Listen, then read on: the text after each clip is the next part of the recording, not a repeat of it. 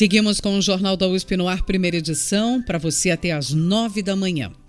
Esta semana, o ministro do Meio Ambiente, Ricardo Salles, disse que se recebesse $1 bilhão dos Estados Unidos, ele conseguiria reduzir o desmatamento da Amazônia em 40%.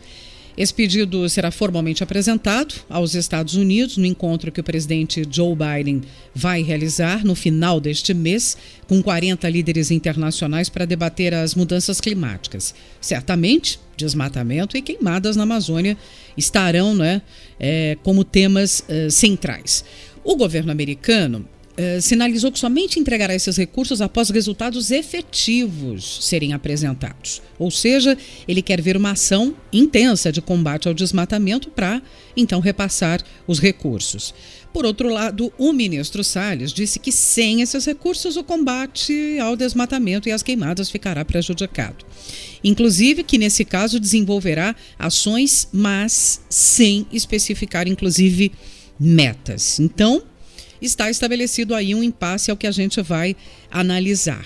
Converso sobre o assunto com o professor Pedro Luiz Cortes, professor da ECA, da Escola de Comunicações e Artes, e do Programa de Pós-Graduação em Ciência Ambiental do Instituto de Energia e Ambiente. Tudo bem, professor? Bom dia.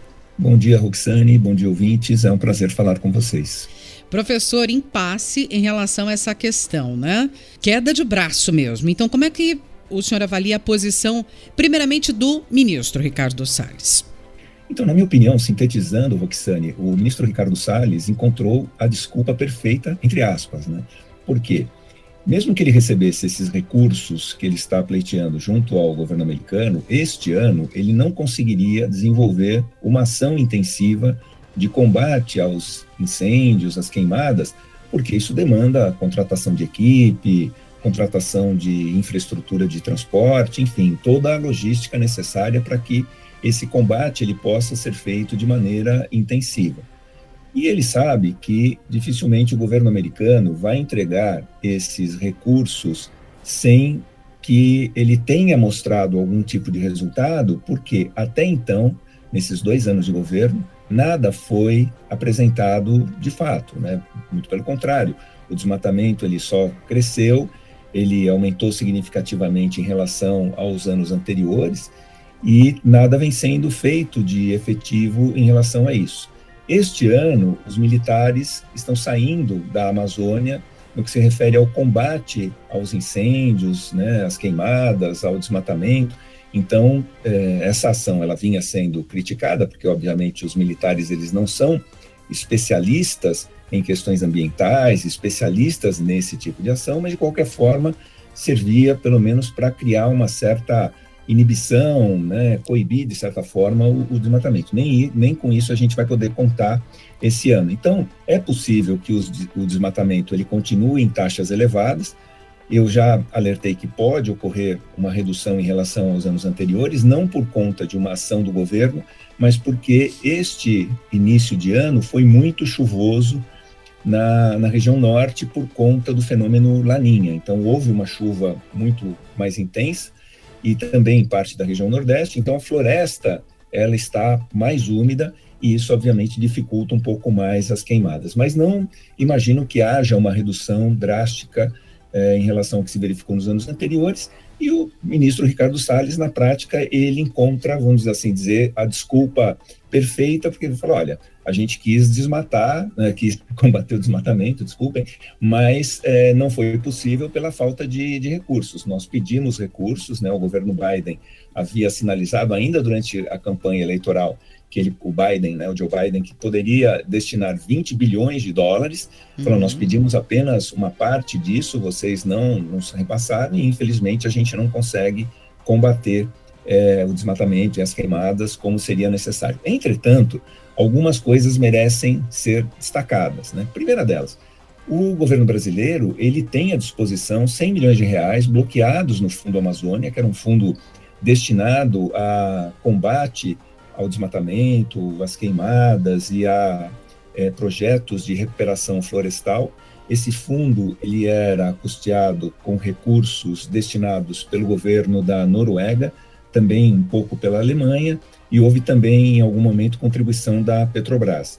Esse fundo, ele era gerido pelo BNDES, ele passava por auditoria internacional, lembrando que o BNDES também passou por uma auditoria muito grande em todos os projetos, e nada de irregular foi constatado nesse fundo, apenas o governo implicou com o fato de que ONGs prestavam serviço com base em recursos desse fundo, mas tudo isso era auditado. E, diante desse impasse, os recursos desse fundo ficaram bloqueados. Ou seja, como é que o ministro Ricardo Salles ele vai convencer o governo americano a destinar $1 bilhão se ele nem consegue dar conta de 100 milhões de reais para o combate à Amazônia? E só um último ponto nessa pergunta é que um gestor, seja ele público ou privado, quando ele vai desenvolver um projeto, por exemplo, de combate ao desmatamento, às queimadas, ele precisa especificar metas, objetivos, saber o recurso que ele tem, mesmo que seja um recurso escasso, como ele vai aplicar isso.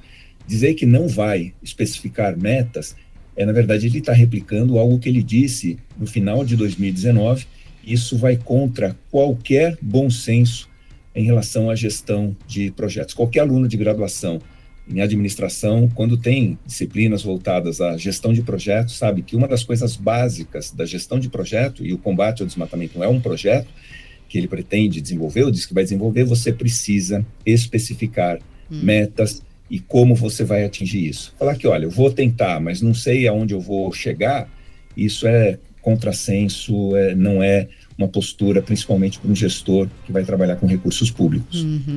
Agora, o outro lado. Então, qual é a reação que a gente pode esperar do governo americano nessa queda de braço?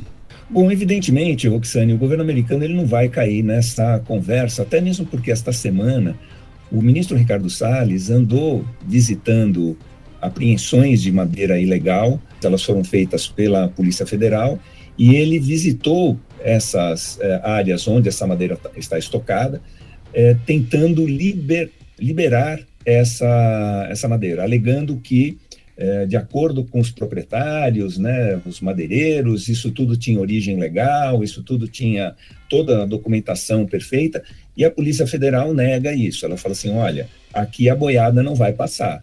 Nós fizemos essa apreensão, e porque há ilegalidades, né, gritantes em relação a tudo que foi feito, e foi a primeira vez que um ministro do Meio Ambiente foi a campo defender madeireiros ilegais. Então, quer dizer, diante dessa situação, como é que o governo americano vai acreditar que o governo brasileiro vai pegar esse 1 bilhão e vai aplicar efetivamente no combate ao desmatamento da Amazônia? O governo brasileiro, efetivamente, ele não quer fazer isso, sabe que o governo americano não vai fazer essa destinação antecipadamente e vai usar, obviamente, isso como desculpa. Agora, as repercussões já vêm sendo comentadas há um bom tempo em relação aos prejuízos que a gente pode ter quanto à colocação de produtos, principalmente agrícolas brasileiros, no exterior, porque pode haver algum tipo de embargo. O Brasil, ele não está, né, o governo brasileiro não está se preparando adequadamente para negociar, e ele vai ficar refém de uma situação internacional, assim como está acontecendo com as vacinas. Não se preparou adequadamente, não fez as compras com antecedência, agora fica dizendo, olha, está faltando vacina, o nosso calendário vai ser prejudicado em relação a isso. Quer dizer, é um governo que trabalha sempre na reação aos acontecimentos, nunca se antecipa ao que pode acontecer, infelizmente. Professor Pedro Luiz Cortes, da ECA, do PROCAN, o Programa de Pós-Graduação do IEE, e tem o canal no YouTube, O Ambiente é Nosso Meio. Lá também você pode acompanhar as conversas semanais que fazemos aqui no Jornal da USP no ar, assim como em nosso portal jornal.usp.br. Professor, muito obrigada, boa semana e até a próxima. Eu que agradeço, uma boa semana a todos.